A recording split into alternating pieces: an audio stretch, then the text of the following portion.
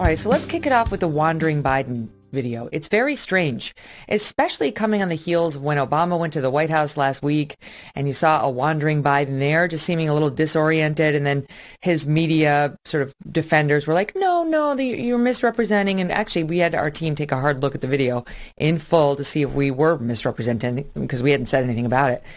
And the media wasn't misrepresenting that. He really looked lost and no one wanted to be with him. And, you know, he was sort of like the unattractive girl at the prom. Sorry, but it's true.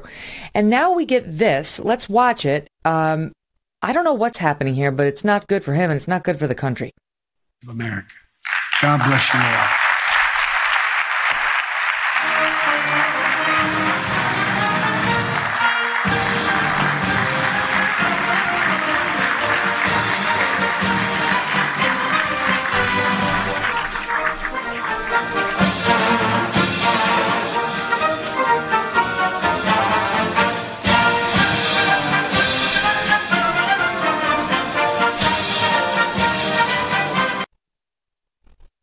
I don't know what's for the listening audience. It's almost like he's in a glass box. He's at the lectern. He turns around looking at the drapes. It's almost as if he bumps into the drapes. He turns left, stops. He turns right, stops. Like it's like he's boxed in a glass box, and then he sort of meanders off stage and speaks to somebody who doesn't actually appear to be there. What do you make of it? Joe Biden is cognitively declining, and Megyn, I always of two minds about this from a commentary perspective, because on the one hand, there's this is reckless and was all along to make somebody his age and his stage of life the president of the United States. And also just he's been visibly declining for a long time. And then on the other side of it, I also just feel the sympathy for watching somebody. I mean, I had a grandfather who I remember was just very similar in his movements and the stammer and this is what happens when you're basically 80 years old, give or take, and you've reached that stage of life where you need to slow things down and think about other things. You should not be the commander in chief of a country that is having a lot of problems. And a lot of the problems, I think, are a direct result of the decision making of the actual Biden administration.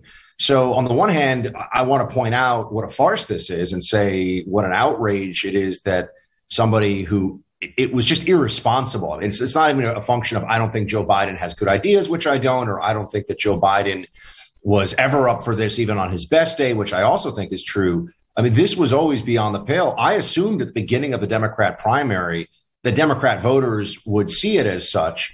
But because of COVID and because of the ability to really physically and visually hide him from everybody, they figured, we can get away with this. Joe Biden's got the name recognition, the association with Obama, so they did it. I mean, Dianne Feinstein, Megyn, I'm sure you saw that article. Dianne Feinstein if she were the president, for example, there would be an absolute necessity to remove her from office with the 25th Amendment because she literally cannot do her job in the Senate anymore because of age-related infirmity. And she's still a senator. This is not okay. This is not what's supposed to happen. But I think the Democrats have one overriding principle, if you could even call it that, which is power and the pursuit thereof. And so they're willing to just keep pushing forward these political brands that need to stop. They need to do something else. You've got Biden, you've got Feinstein, you've got Pelosi, even Fauci is in the same age category as all these folks. And these are the people making decisions that affect, for example, kids as young as 2, across America. They're making our policies. I was listening to, I think it was John Podhoretz, but they were talking about how one of the promises of Biden was, he was going to be the adult, right? Restore reason and the adult back in the room. And he was going to be the non-emotional, measured guy, right? I don't think we anticipated he was going to be this apparently non-compos mentis. I mean, he really doesn't seem together, nor has he been the unemotional guy in the room, right? He's angry all the time. He's firing off mean little comments about Peter Doocy, who's back in the news today, is being attacked by Jen Psaki as well. He is sort of turning into the get off my lawn old guy who you're like, it's my upset older neighbor. But he's got massive problems, and it's not just Putin's war in Ukraine. I mean, We had Peter Schiff on this show yesterday talking about the calamity of these economic numbers, about the inflation, and how the Fed, far from being able to solve this, is probably going to make it worse, and how any politician would make it worse. But Joe Biden, who hasn't shown much of a spine to take on his base on anything, is really going to make it worse. It's getting a little frightening. No, it's irresponsible, and it is unsettling. I think that Democrats are really showing what they're all about by continuing to pretend that we can't all see what we see. And I think this has become a much more common feature of arguments that you hear from the left, which is that objective reality isn't what we can all recognize it as being. It's something that they tell us it is. Joe Biden's not up for this. Joe Biden shouldn't be the president anymore. They used to have conversations frequently about the 25th Amendment under Donald Trump. We remember this. There were major news publications that would print editorials, or they would have whole news cycles over at CNN, the pretend journalism channel. And they would say that it's time to remove Donald Trump because he's crazy.